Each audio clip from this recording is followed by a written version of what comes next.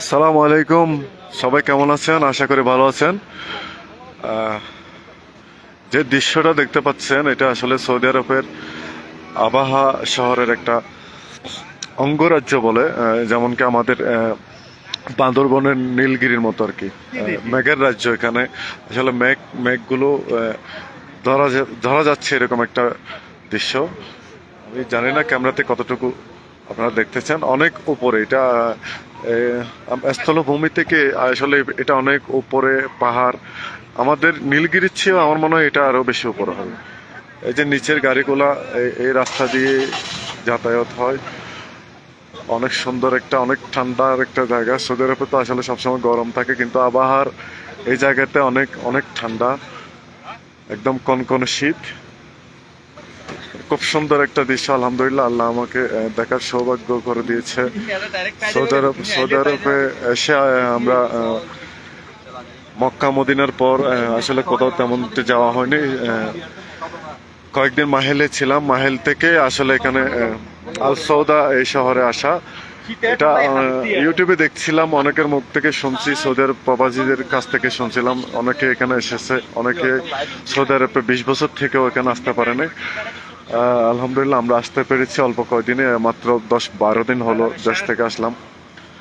আমার বন্ধু সেলিমের সাথে আসলে এখানে আসা।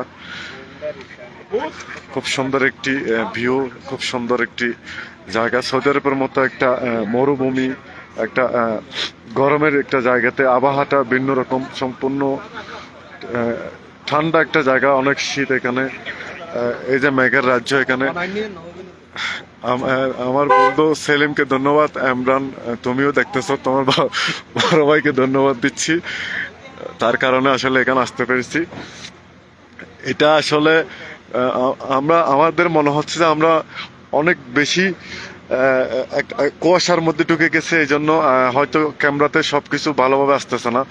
অনেক নিচে এই যে এই যে এগুলো এগুলো কিন্তু কুয়াশা, সব মেঘ মেঘ।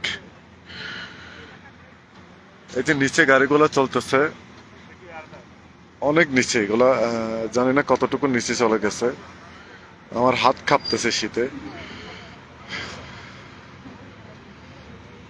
মানে এত ঠান্ডা আসলে জানতাম না, জানলে আরো বেশি শীতের কাপড় নিয়ে আসতাম।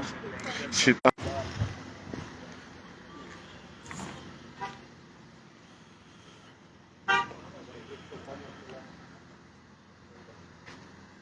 এই যে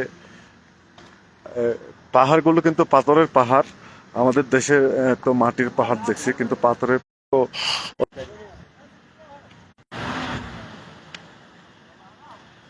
সৌদি আরব আসলে দেখার মতো অনেক অনেক অনেক জায়গা, পর্যটকের জন্য অনেক জায়গা আছে, কিন্তু আসলে আমাদের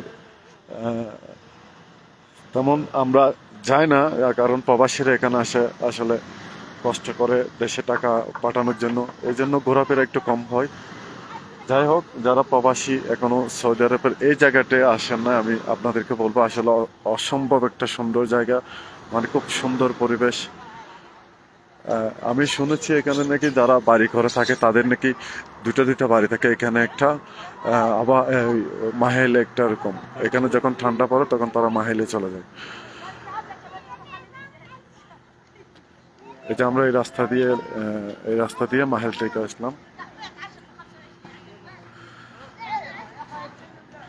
অনেক মনে হচ্ছে আকাশের আকাশের মাঝখানে দাঁড়ায় আছে, এরকম একটা জায়গা। এই যে নিচে পাহাড়, অনেক অনেক নিচে পাহাড়গুলো দেখতেছেন, এগুলো সব মেঘ।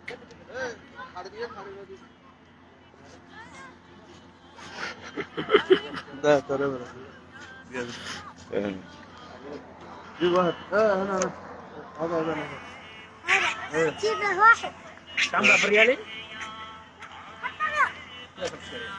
لا لا لا، ধর ঠান্ডা।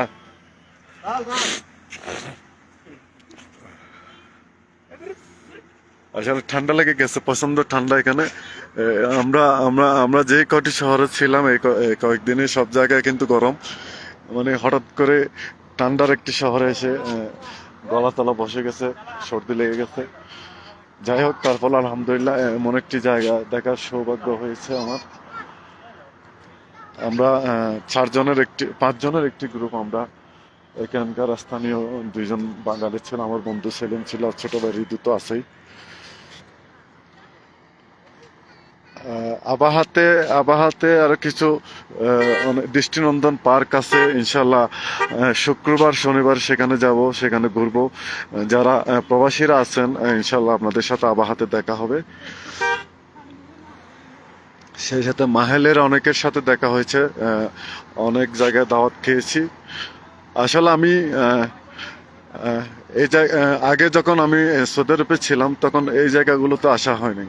তাই এবারে শুরুতে চিন্তা করছিলাম যে এই জায়গাগুলোতে যাব, এখানে অনেক বন্ধুরা আছে আমাদের।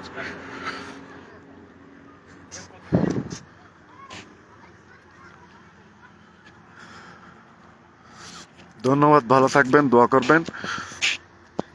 আসসালামু আলাইকুম।